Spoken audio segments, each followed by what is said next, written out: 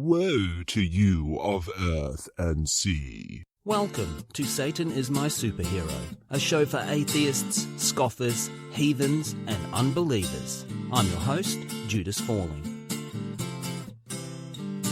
In this episode, we look into some fun satanic hoaxes. We still live in the shadow of the satanic panic of the 1980s and under the spectre of Qanon today.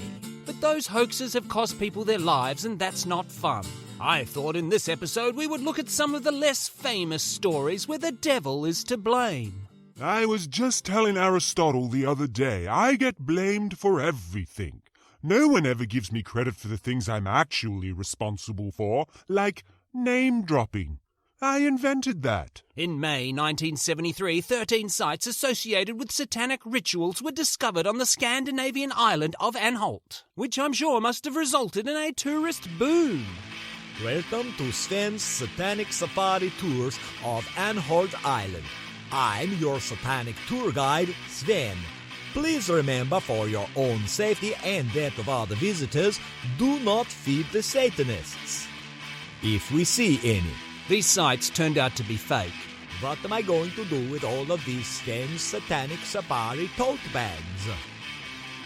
But the mystery of who created these fake satanic sites and why was not solved. Then coins began appearing which had depictions of the devil on them and the words Civitas Diaboli, which translates to the devil's citizenship, on one side, and on the other 13 Maj Anholt 1973, which translates to 13 May, Anholt 1973. These coins were found along with scraps of writings related to the fake Anholt satanic cult all over Denmark for years afterwards. It wasn't until 2013 when Danish newspaper Politiken investigated the events that it was finally resolved. A clerk at the National Gallery of Denmark, Knud Langkow, was found to be responsible. 73-year-old Langkow had passed away in 2004, but his niece came clean with the story, which was confirmed by co-conspirators and coin experts Jørgen, Sømod and Jensen, who had minted the coins for Langkow. Now I know what you're thinking. A museum clerk and 2 coin collectors. The stuff those guys got up to would have made Motley Crue blush. Well, you'd be wrong. They were actually very boring. According to Langkow's niece Lenny, he did it to make fun of the bourgeoisie and to get people out of their chairs and to wander. As of 2018, 370 of these coins have been found, the last 2 turning up during renovations at Bath Abbey in the UK. How much for the Jesus bobblehead? £4. I've only got these devil coins. Will you accept them? This is a gift shop attached to one of the most historic and holy Christian places of worship in all of Europe. Of course we'll take your Satan money. Needless to say, these limited edition coins are now becoming collector's items. Some appearing at auction houses as recently as 2020. I couldn't find how much they actually sold for, but I like to think it was $666 billion. Unlikely. In the late 80s, some Christian newsletters in Scandinavia published a story about a very deep hole bored by scientists in Siberia. Extreme temperatures were recorded at the bottom of it, and allegedly a microphone was lowered down, which then recorded tortured wailing and screaming of the damned. The accommodations here are unbearable. They close the breakfast buffet at 10:30. While later versions of the story will attribute its beginnings to newspapers and scientific journals, no journalists or scientists were ever involved in the birth of this story. And we all know what that means. Somehow this urban legend found its way to the US, where it was run by former topic of the show, the blasphemous money-grabbing Trinity Broadcasting Network. What are we learning today, Babushka? Today, we're gonna learn all about numbers. First of all, get Mommy's credit card and call the number on the screen. TBN ran a piece they called Scientists Discover Hell. Oh, sure. This time they believed the science. TBN were duped twice on this fantasy fiction. First when they broadcast the original story, and then again by an annoyed Norwegian schoolteacher, Åge Rendalen, who performed what we would call these days a White Hat Hoax. He basically added more details to the original story just to prove how gullible TBN were. He then cut out an article in a Norwegian newspaper not related to the story at all and sent it to TBN with his own translation. And it worked. They ran his second ridiculously embellished story, claiming it was finally scientific proof of the existence of hell. We interrupt regular programming with a breaking story from Christ Incorporated Eyewitness News. Once again, atheist communist scientists have opened a gateway to the underworld. The definitely not-for-profit organisation Christians Against Satan Holes are currently plugging the hole with $100 bills. But we need a lot more money. I urge every Christian who doesn't want their children exposed to new ideas to dig deep and send all the money you have. I understand Christians Against Satan Holes is a lot to fit on a cheque, so just use their acronym, CASH. Christians Against Satan Holes is supported by Christ Incorporated. Christ Incorporated is a subsidiary of Yahweh International. Stay stupid and keep hating. Stay stupid and keep hating. There really is a Russian deep-bore hole, the Kola Super Deep Borehole. It's not actually in Siberia, but we'll let that one go. It does go down 12 kilometres into the Earth's crust. They made many discoveries, including fossilised plankton at a depth of 6 kilometres, which is a scientific part of the story young Earth creationists choose to ignore. Who's to say those plankton weren't burrowing their own way to Hades? And why wouldn't they? We have a strict no whales policy, which I don't really understand, but Jordan Peterson insisted on it. The temperatures down there are around 180 degrees Celsius. Obviously, normal electronic devices do not work well at 180 degrees Celsius, and as far as I could tell, no actual audio recordings have ever been made at that depth. Hi, I'd like to purchase 12,000 meters of microphone cable. Wow, your lead singer must really hate the rest of the band. I read some interesting stuff from a Dutch multimedia artist, Lottie Given, who in 2014 wanted to record the sounds of the Earth's interior for an installation. Given had to settle for a recording from a device called a geophone, which measures ground movement and then uses software to turn that signal into something a human can hear. Welcome to hell. Ambient temperature is 2,000 degrees Celsius. You won't need a jumper. I had a listen and agree with Given's own assessment. The resulting audio sounds like rolling thunder, which to me can only mean one of two things.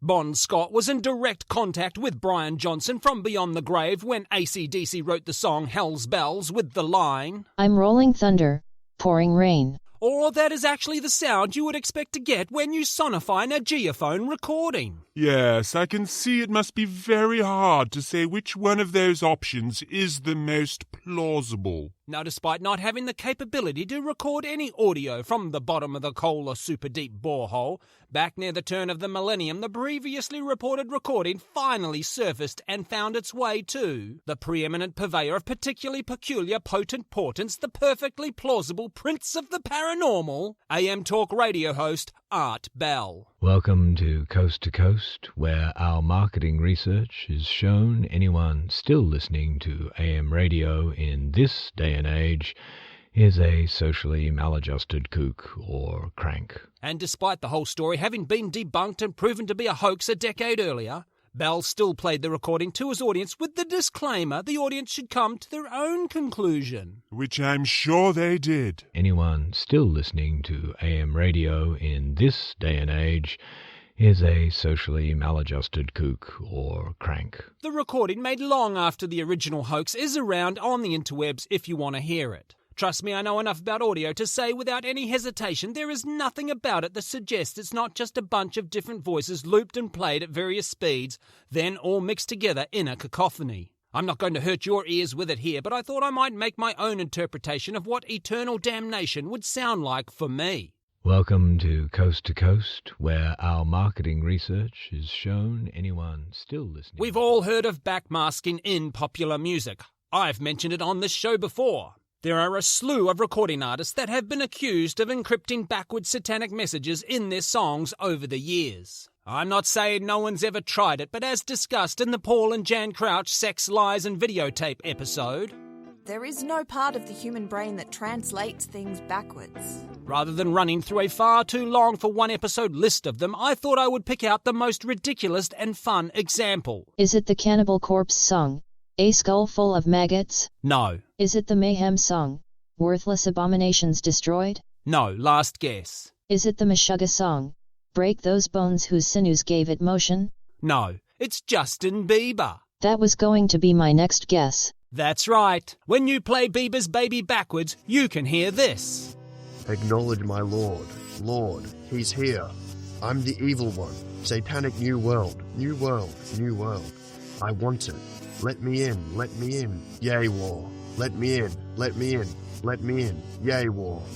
I have played the track backwards. I was a teenager in the 80s. I play everything backwards. Playing Bieber backwards, I discovered two things that shocked me. Number one, backwards, it's actually quite enjoyable. Oh, now you're just being mean. Don't pay any attention to him, Justin. He's jealous. Number two, you can actually hear those words if you have them written down in front of you and are reading along at the right time. Of course, having the preconception of what you're going to hear is the trick of the entire backmasking phenomena. As much as I'd love Bieber's Baby being backmasked by brain-bending bangers beatifying Beelzebub, it's just not. That's 2 alliterations in 2 minutes. Are you having an aneurysm? I thought we might do a little scientific experiment and restore Bieber's untarnished reputation once and for all. I will now play you a song from my band, The Genuine Hoots of Joy, backwards. Have a listen and see if you can hear the Reverend singing any words you can recognise.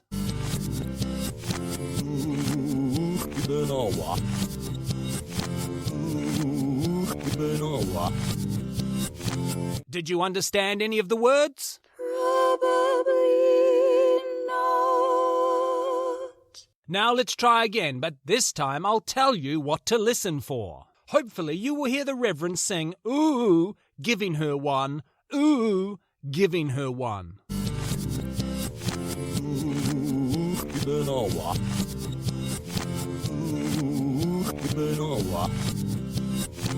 If you did make out the words I primed you with, it's not because they were actually there. Here is that part of the track played the way it was recorded. You may even recognise it. I wanna be cool. I wanna be cool. Hopefully that worked, and you can now see how important it is to prime your audience when trying to convince people backmasking is a real thing. I'm going to start listening to Hillsong stuff backwards and see what I can find. It's all about the money. Speaking of money-grubbing dirtbags, it's time to play the ad. Let's go, boy! I'm going to take a short break from the show right now to talk about my sponsors and Patreon. I don't currently have sponsors or Patreon, but if you'd like to support the show, you can do that by buying my novel. It's called Chaos Machine by Judas Fawley. It's available through Amazon. You don't need a Kindle to read it. Almost any digital device will do. Don't forget, Chaos Machine by Judas Fawley. Now, back to the show. In 2017, comic book creator Cody Fredrickson took a photo of a standard Christmas display set up at his local shopping mall in Massachusetts. He then manipulated the photo to say Satan instead of Santa and posted it on Twitter with the quote, I've long suspected that God abandoned this mall. Apparently whoever decorated this year feels the same way. The tweet went viral. The local news reported on it, and the general manager of the shopping mall, Mike Connell, had to release a statement saying, This messaging would never be allowed on a Simon Mall or a Simon Santa set. To his credit, Cody admitted what he had done immediately, tweeting, So, at what point do I tell everyone that I photoshopped that picture? Hilariously, Cody then followed this up with a new photo of the Christmas display, this time replacing Satan with Pepsi, and stated, I'm sorry to everyone who was fooled by my dumb little joke.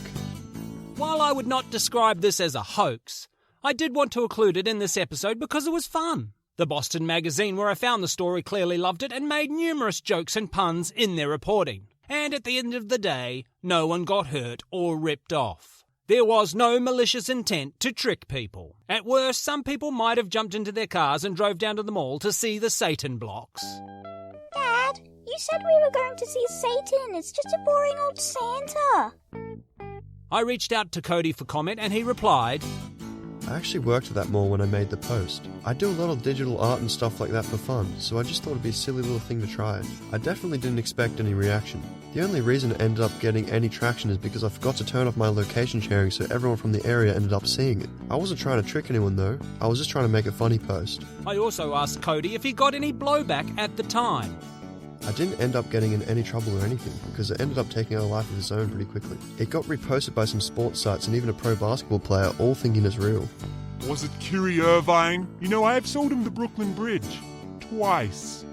I was approached about it once. I think I was actually the manager of the store at the time, and so the mall manager knew who I was. She came to the store a couple days after and looked at me and said, "So you're my Satan guy?" And that was pretty much it. Really? The gall of the woman. I decide who's a Satan guy. Okay, it was pretty funny. He can be a Satan guy.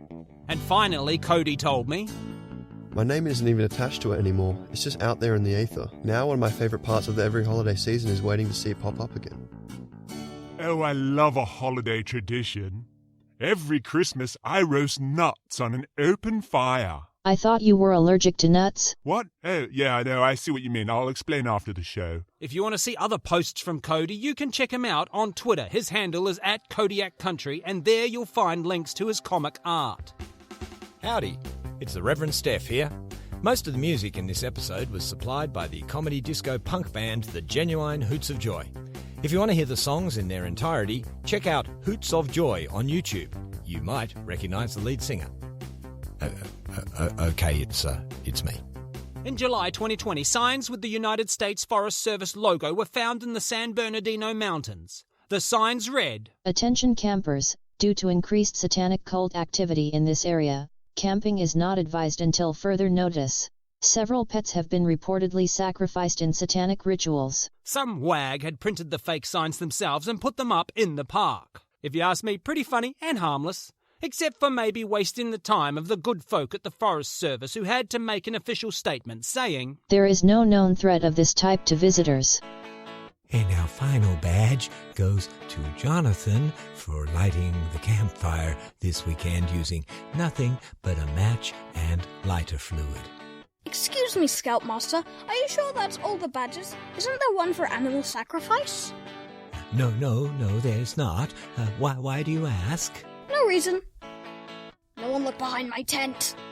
Just before we wrap up, I would like to thank Cody for his contribution to not only this episode, but the world of harmless fun jokes, and remind you to check him out on Twitter @KodiakCountry. While we're on the subject of shout-outs, you might like to check out the podcast Fables of Our Deconstruction, where the host Dylan is an ex-Christian and along with occasional contributors deconstructs systems of belief. Dylan's a very thoughtful guy and the show is filled with insight. Unlike this show. I think anyone who's had a journey out of faith can identify with Dylan's perspective. Check it out, Fables of Our Deconstruction, wherever you get podcasts.